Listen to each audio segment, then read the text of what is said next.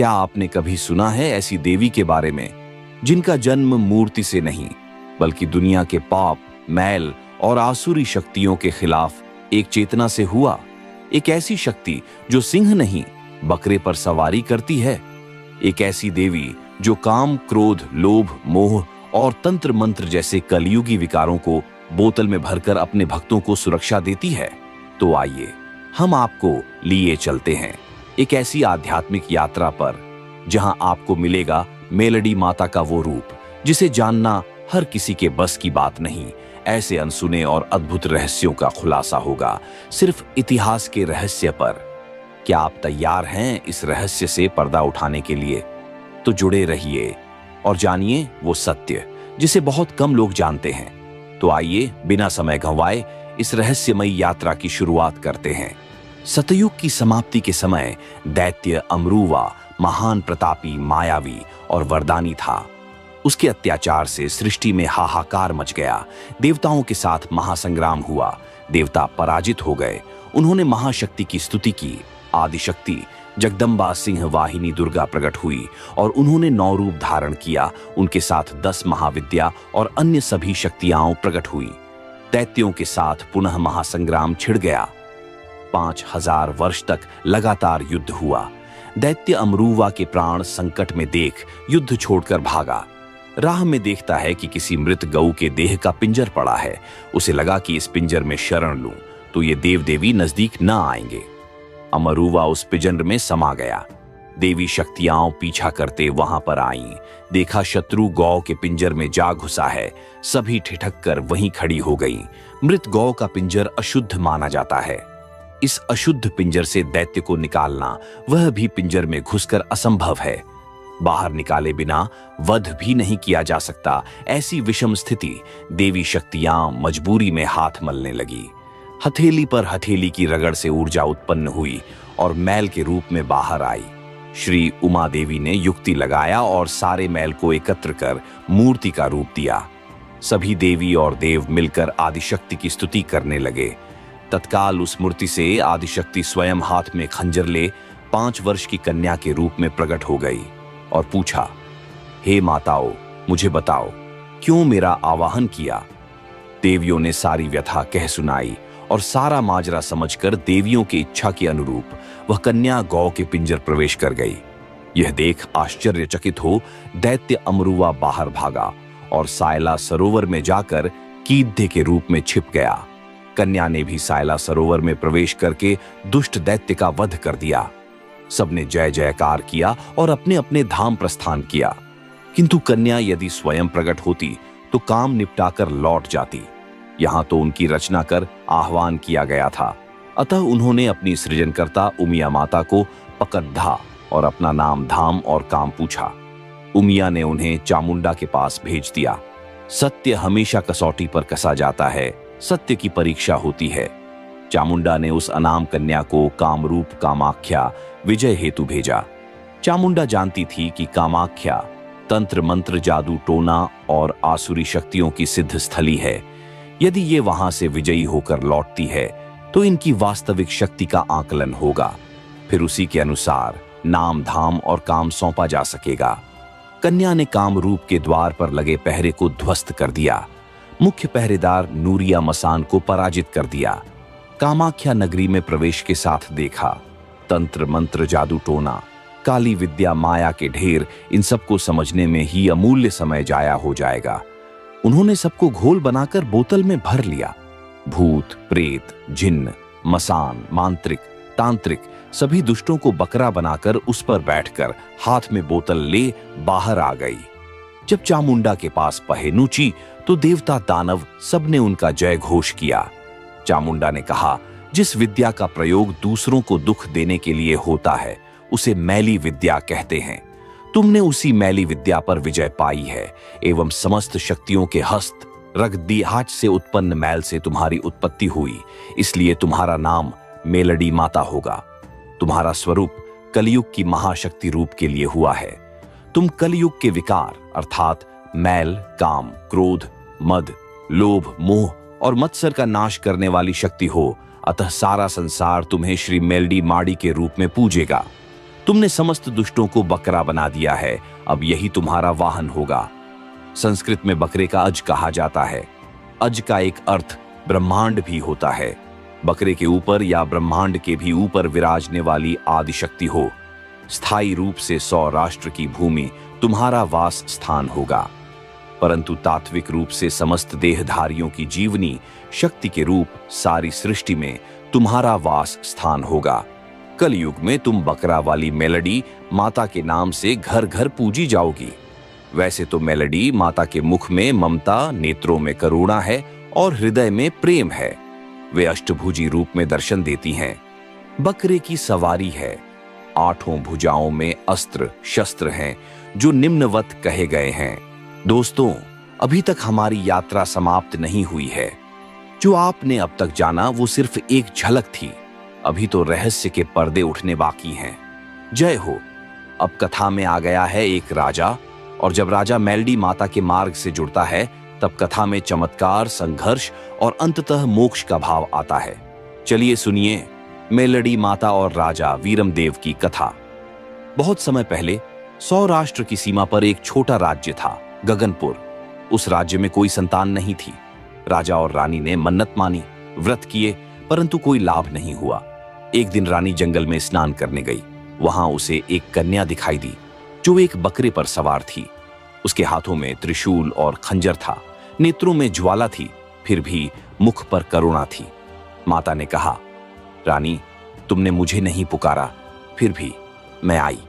मैं तुम्हें एक पुत्र दूंगी, पर याद रहे यह पुत्र मेरा सेवक होगा, न कि सिर्फ गद्दी का अधिकारी। उसी रात माता ने रानी को स्वप्न में दर्शन दिए। 9 महीने बाद एक पुत्र का जन्म हुआ।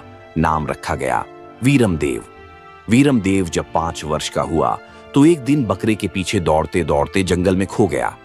रात हो गई, सब खोजते रहे, पर वह न मिला। सुबह होते ही वह खुद महल के द्वार पर आ गया। बाल बिल्कुल सूखे नहीं थे और हाथ में एक छोटी बोतल थी।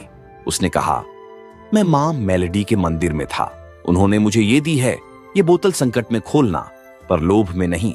समय बीता। राजा बूढ़ा हुआ और वीरमदेव को गद्दी सौंप दी गई।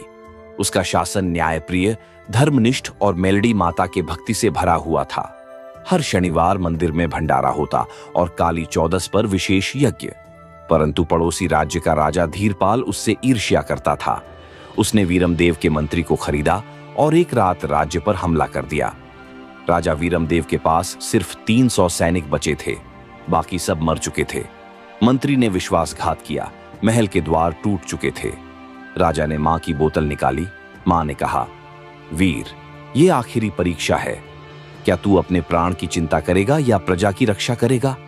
राजा ने कहा, मैं माटी में मिल जाऊं, पर एक बच्चा भी दुखी न हो।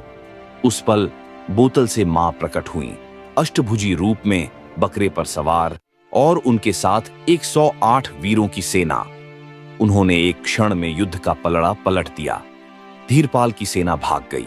युद्ध के बाद वीरमदेव ने अपना सिंहासन छोड़ा और मेलडी माता का मंदिर बनवाया। हर अमावस्या को वे वहां झाड़ू लगाते, दीप जलाते और भजन गाते। माता ने कहा, हे राजा, तू अब राजा नहीं, तू मेरा परम भक्त है। जब जब कोई राजा अन्याय करेगा मैं तुझे याद करूंगी और तू मेरी शक्ति बनकर प्रकट होगा।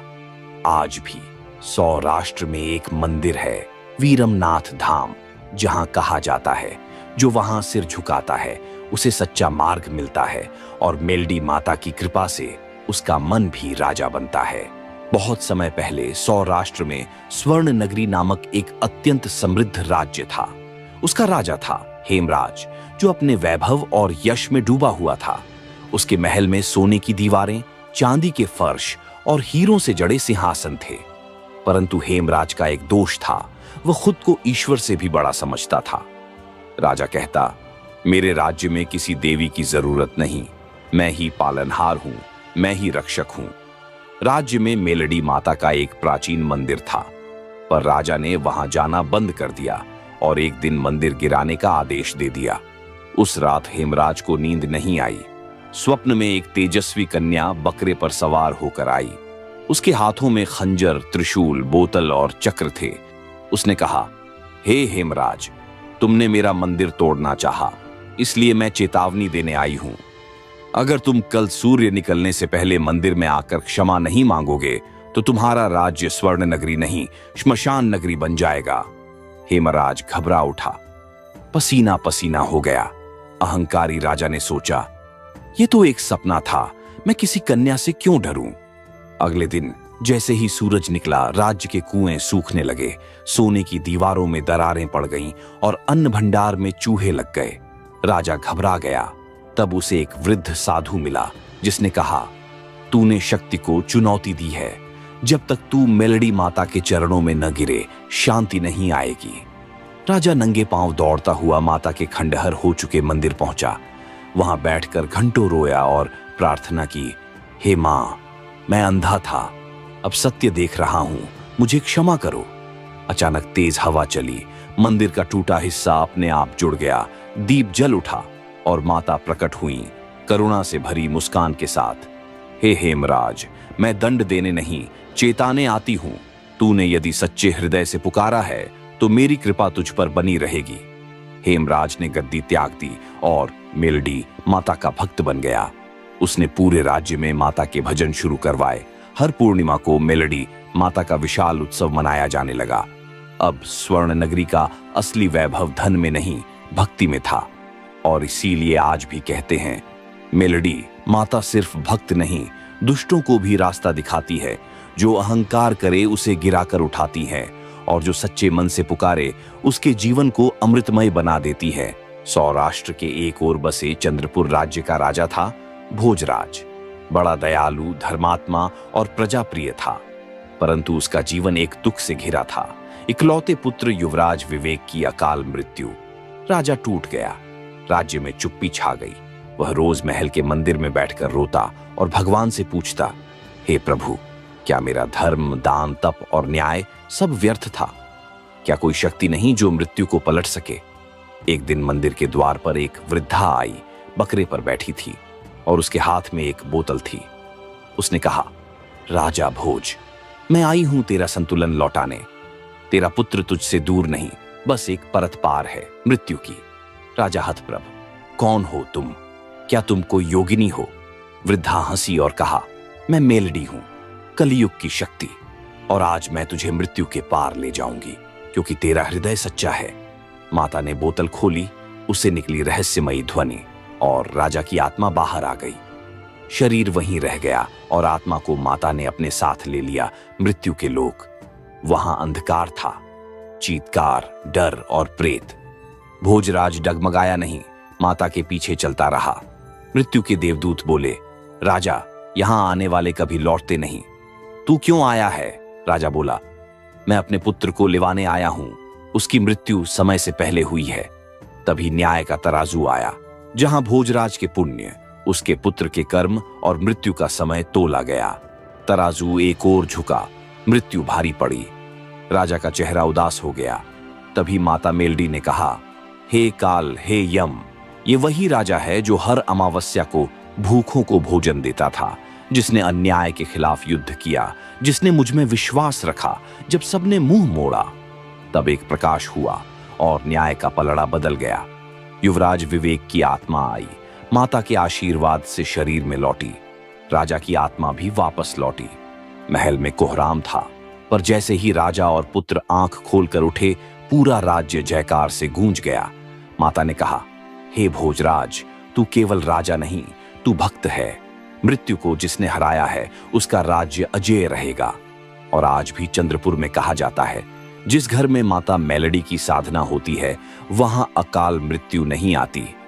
मां मेलडी की बोतल में सिर्फ तंत्र नहीं, जीवन का रहस्य भी बंद है। अगर आपको भी महसूस हुई है मां मेलडी की शक्ति, तो रुको मत, लाइक करो, क्योंकि एक क्लिक से तुम्हारी श्रद्धा मां तक पहुंचेगी। शेयर करो ताकि ये दिव्य रहस्य उन तक भी पहुंचे जो अभी अंधकार में हैं। सब्सक्राइब करो, क्योंकि ये केवल एक कहानी नहीं, ये एक साधना है, एक यात्रा है, एक अनुभव है। और अगला अध्याय तुमसे बस एक सब्सक्राइब की दूरी पर है। और हां, कमेंट में जरूर लिखो, जय माता मेलडी, ताकि तुम्हारे जीवन में मां का प्रकाश बना रहे और उनकी कृपा हर दिशा से तुम पर बरसे। तो मिलते हैं अगली रहस्यमयी कथा में एक नई शक्ति के साथ, एक नए रूप में। तब तक के लिए जय श्री मेलोडी माड़ी माँ की।